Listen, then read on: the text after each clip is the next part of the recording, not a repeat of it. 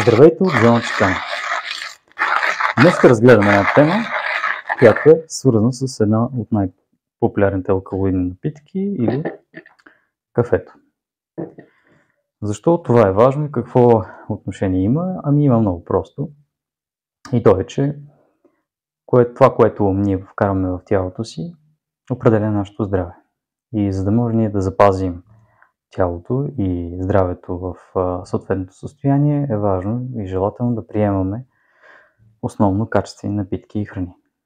Затова ще се спрем върху един много лесен и достъпен начин за приготовление на хубаво кафе и това е филтърно чрез системата Hario. Защо точно нея? Ами защото е най-бюджетната и най-лесно може да се здобием с нея.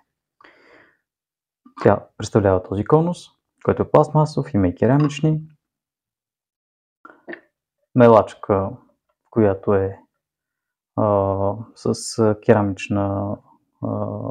керамичен конус, керамична глава. И разбира се, също така ни е необходимо хубаво кафе, което е от нашите приятели от Мока Сандански, прясна вода и термокана и везничка, кухненска везна. Защо е важно? Ами, важно е, защото когато ние приготвим добре едно кафе, или така да се каже правилно, намаляваме количеството на кофеин и може да се насладим на ободряващия ефект и на вкусовите качества, които то притежава.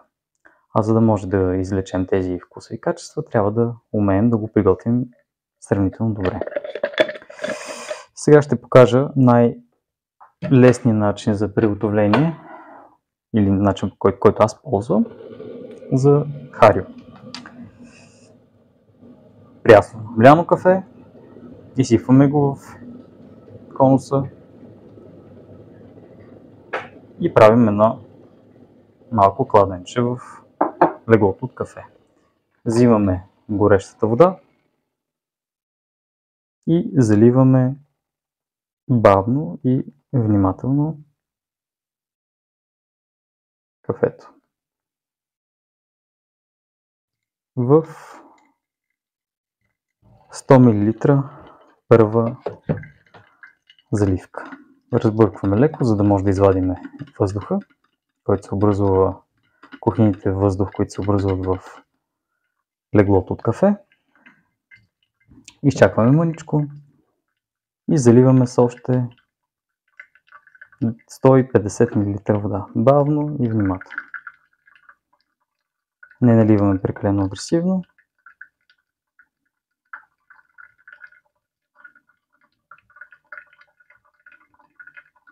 До 250 мл.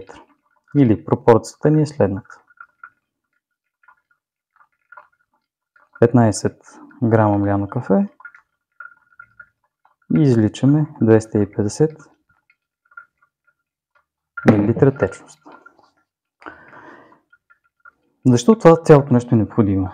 Необходимо е първо да имаме прясна суровина, която да е прясно изпечена, желателно да е от район, който е сравнително чист, тъй като кафето е необходимостта от кафе като суровина е огромна и се изисква от производителите да слагат какви ли не торове и подобрители на почвата, за да може те да се задоволят тази потребност, което значи, че в него се намира огромно количество тежки метали, пестициди и така нататък от самото производство. Кафето на Мока е от биосертифициран район на височина между 1300 и 1700 метра на морска височина в Еквадор. Важно е да е прясно изпечено. Това кафе е изпечено преди 5-6 дни, за да може да не се губи въглеродния диоксид, който се образува при печене. И същевременно да го смелим на момента, защото когато раздробим самото зърно, отваряме по-голяма площ от кафеното зърно да взаимодейства с въздуха и оттам летливите вещества, които са аромати на кафето, изветряват. Така че ние не можем да се насладим на това, което продукта, който сме си закупили, притежава. Затова е изключително важно да пием прясно кафе да си го смелим на момента, за да може да се насладим на чаша чудесна напитка, която да ни даде аромат, да ни даде бодрост и да минимализираме негативните ефекти на алкалоидите, които се съдържат като кофеин в него. Очаквайте още видеа по различни теми. Благодаря ви и до скоро!